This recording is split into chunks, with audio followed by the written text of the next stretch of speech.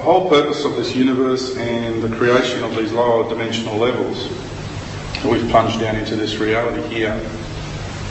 And what we say about the grand plan of creation was Lucifer holds the white light of knowledge, and so therefore he's got the knowledge on how to build, how to manifest things into physical being, into reality with that physical knowledge. Like you have a suburb, and then you have people that come in and they build the infrastructure, they build the roads and the houses and the sewerage and what have you, and then the people move in and occupy that reality, that realm.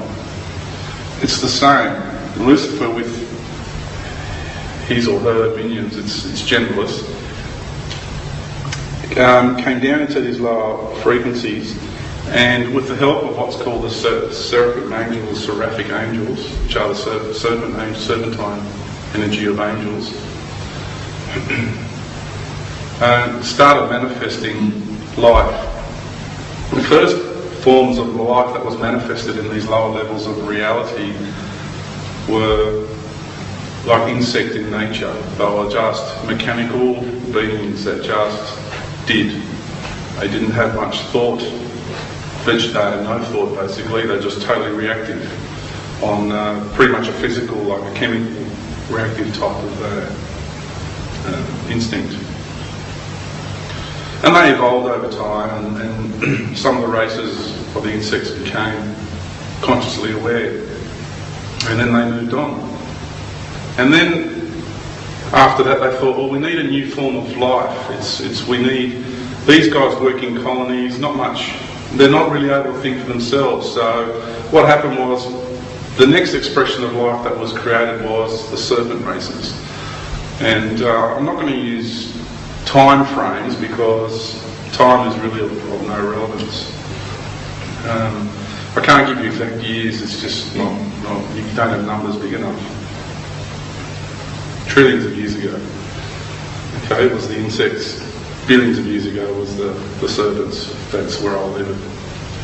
And the serpents came down, and with that energy of the white light of physical knowledge, they were able to go throughout these lower frequencies of realities, fourth dimension down to the third dimension, and build and create. And they had no one to go up against them, so they totally dominated and ruled, and they become very arrogant and very violent and very evil because they had no point of reference basically. They were just given free rein, and they were able to do whatever they wanted to do, and that's the way they were. And they know exactly what I'm saying because they're here with me today. And there is, they know this needs to be said. And they were really quite, brutal. And it took a while before God said, right, now I wish to have in this lower void, and that's why it's known as the void, we bring in the energy now of the white light, another set of beings. No one known as the bird tribes. And the serpents started gathering around an area known as Alpha Draconis. And the reason for that is star systems, like planets are beings, you're a being, and planetary bodies are being. Star systems are beings too. Okay, a galaxy is a being.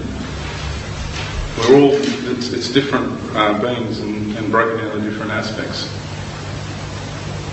And so the being that played the role of Alpha Draconis started attracting life. Like you as a being attracts certain cultures of bacteria, certain cultures of viruses upon your own body, and they are all life forms, and you are a multicultural universe unto yourself. So it's just a fractal of the greater. So what I'm explaining is nothing crazy or, it's just an understanding of a high level of understanding there.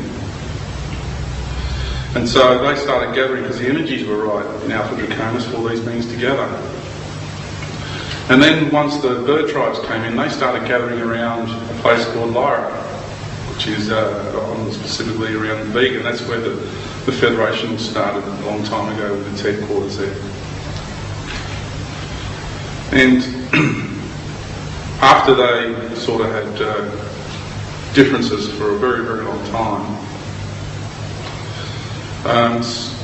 down the track, two other beings came into formation. and they were, and I know the names of these beings, they were two star systems, and one of the beings is called Osiris. Osiris is the entire Orion star league. That's who that is. The whole Orion system is one being known as Osiris, and then another system came into play was Pleiades. I don't know the name of that being as yet. And there was another star, third one that came into being was Sirius, and that is the being we know as Isis, or Isis. Now these beings, because they operate on a higher level, they have the ability to manifest into embodiment here in this plane. Okay? That's why they were around at the early times of Egypt. They played a role as well. So they not only have played a role on a level of being a star system, they have also come here and experienced the reality here as well on an individual basis to gather that experience as well. Isis, we call her, on Sirius we know her as Isis, which means she lives. That's what that represents, and that's the energy of the mother goddess, the feminine aspect of God. She lives, and she is. And that's a very important thing to know, because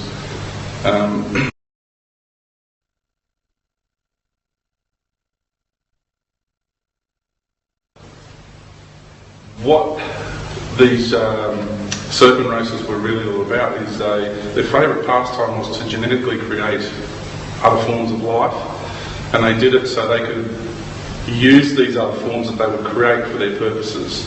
They were into the energy of control, manipulation, greed, power, ego, on all those sort of attributes, very dominant, aggressive sort of attributes.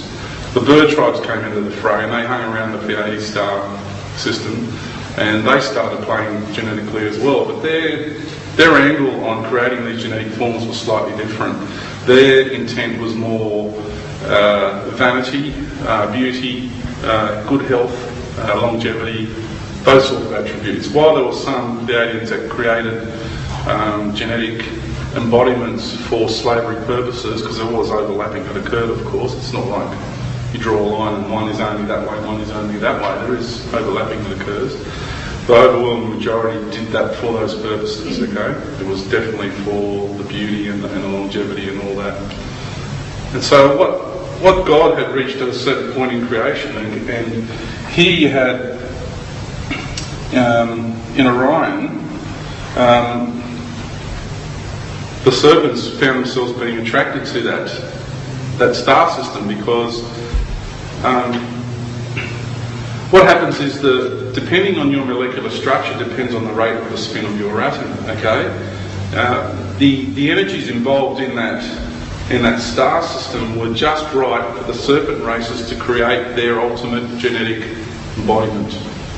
So the genetic stream that comes out of Orion, the genetic stream in Orion is superior to any other genetic stream in creation for holding the embodiment of the white light of Lucifer, of knowledge.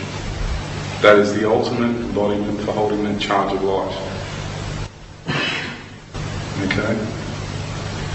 For the bird tribes, they went to the Pleiades.